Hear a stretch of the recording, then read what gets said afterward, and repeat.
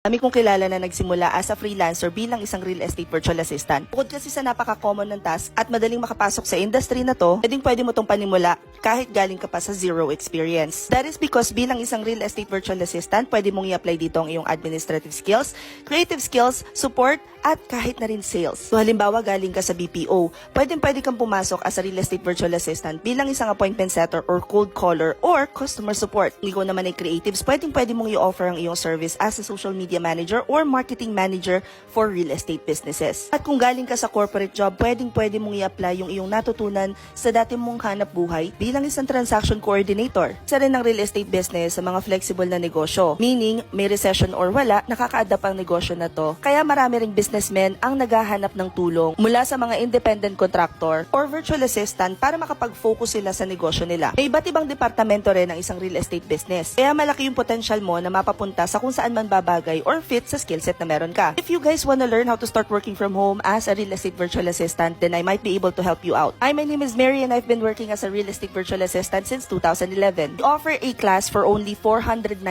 pesos. If you wanna enroll, just click the link in my bio and click on Reva. Andyan ang lahat ng detalye ng tungkol sa klase. This class is closing on Thursday. Then, 499 pesos lang. Click the link in my bio.